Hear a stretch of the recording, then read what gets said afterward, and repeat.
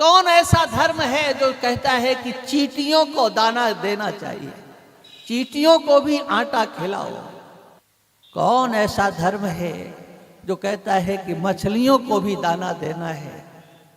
पूरे विश्व में गौ माता को उनका पूजन करके, उनकी परिक्रमा करके, सर्वदेवों का स्थान मान करके उनको नमन करता है। ऐसा क्या कोई है हिंदू के सिवा?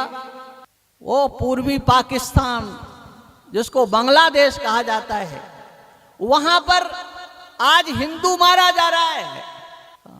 और वो हिंदू कौन? ये तो हम कह रहे हैं हिंदू मारा जा रहा है।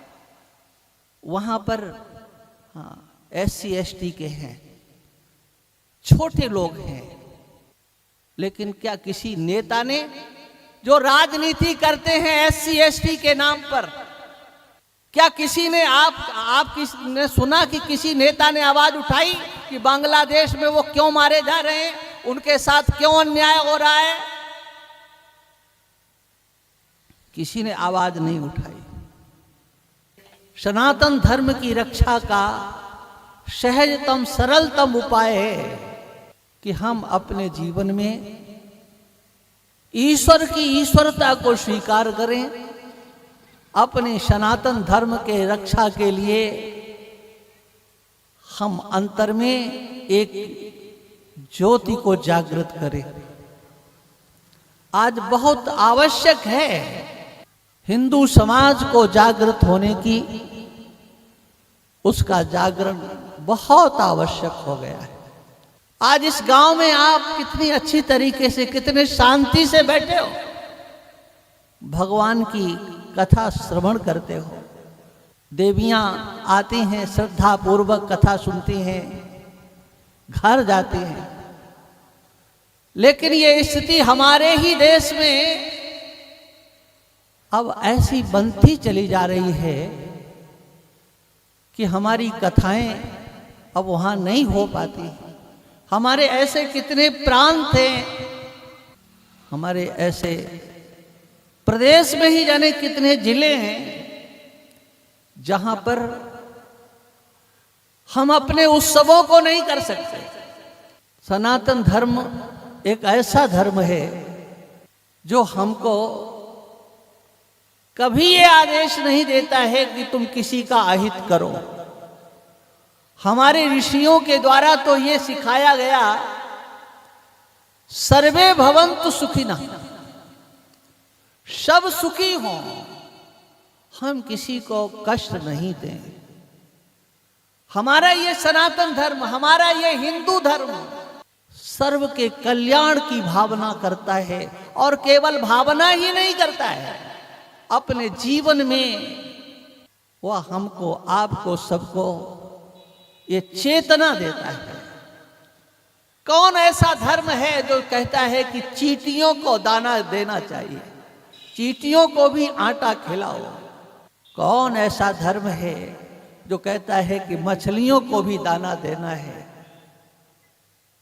पूरे विश्व में गौ माता को उनका पूजन करके, उनकी परिक्रमा करके, सर्वदेवों का स्थान मान करके उनको नमन करता है। ऐसा क्या कोई है हिंदू के सिवा?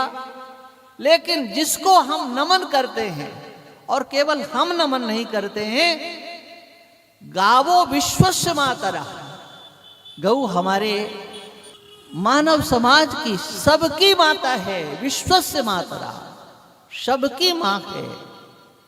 लेकिन हमारे जो मान बिंदु हैं, हमारी जो श्रद्धा की जहां पर स्थिति है, जहां हम नमन करते हैं,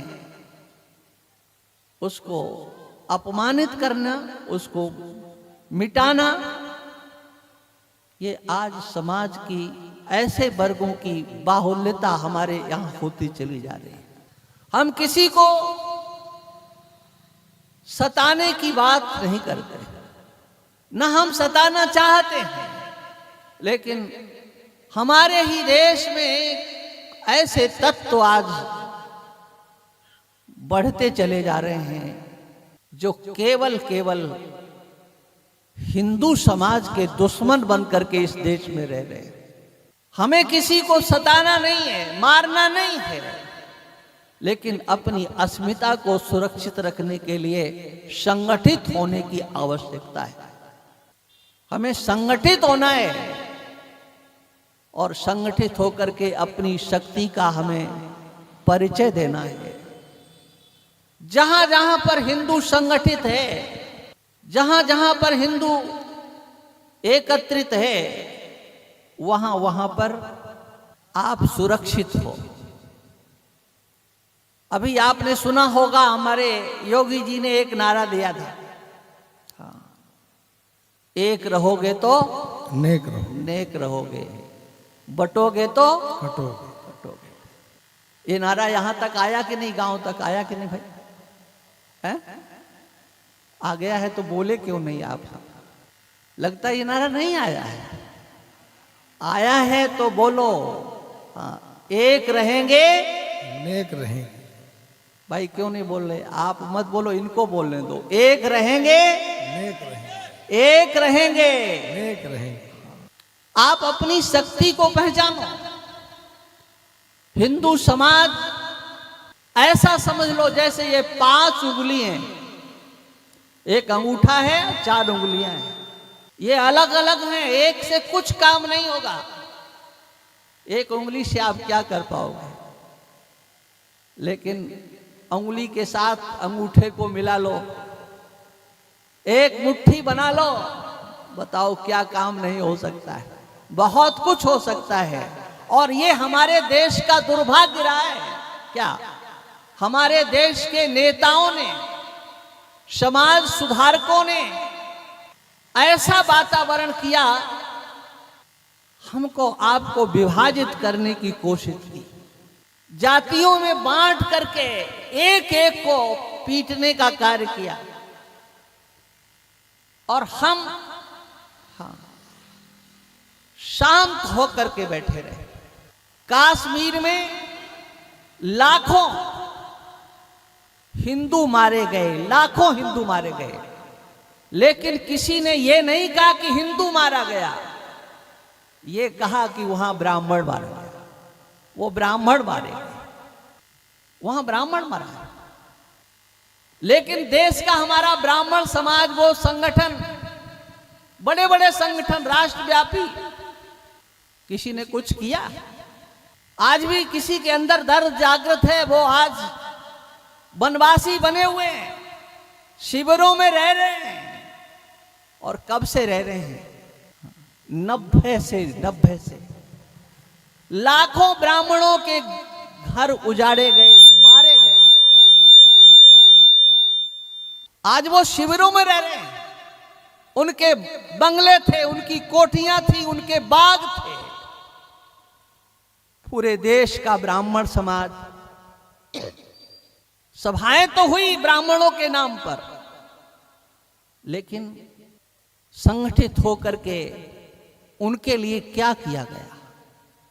ऐसे ही बंगाल में, वो पूर्वी पाकिस्तान जिसको बांग्लादेश कहा जाता है, वहां पर आज हिंदू मारा जा रहा है।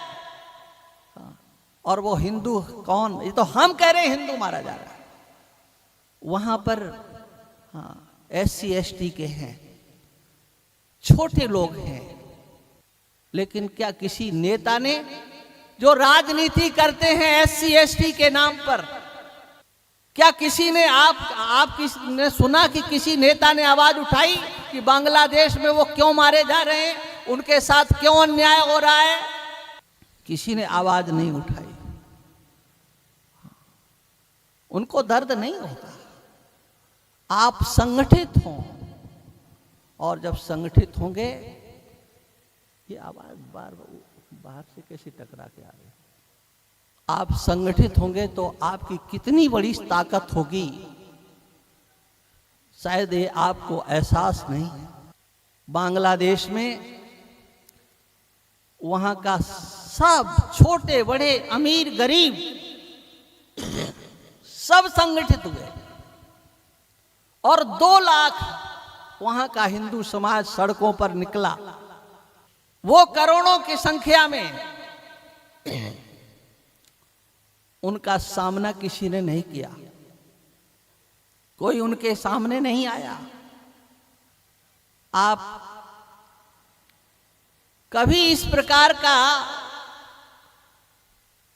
समाचार नहीं सुने होंगे कि किसी देश की सेना किसी एक समाज को रौंदने के लिए तैयार हो गई। बांग्लादेश में वहां की फौज ने रात्रि में हिंदुओं के घरों पर आक्रमण किया। दिन में भी नहीं, रात्रि में जब वो हिंदू समाज सो रहा था तब उनके ऊपर आक्रमण किया गया। इतनी संगठन में क्षमता है कि वहां की फौज की भी हिम्मत नहीं हुई कि वो दिन में उन हिंदुओं को सता सकते। आप लोग इन कथाओं के माध्यम से एक हों, ये हमें एकता के सूत्र में बांधती हैं। हमारा सनातन धर्म विघटन सिखाता ही नहीं है, मारना भी नहीं सिखाता है, काटना भी नहीं सिखाता है, लेकिन मारने वालों से पीठ दिखा करके भागना भी हिंदू समाज के लिए शर्म की बात होती है। अपने धर्म की रक्षा, अपने इज्जत की रक्षा, अपने सम्मान की रक्षा आपके सिवा और कोई नहीं करेगा। यह समाज जातियों में बांटा गया ताकि यह समाज एकत्रित न हो।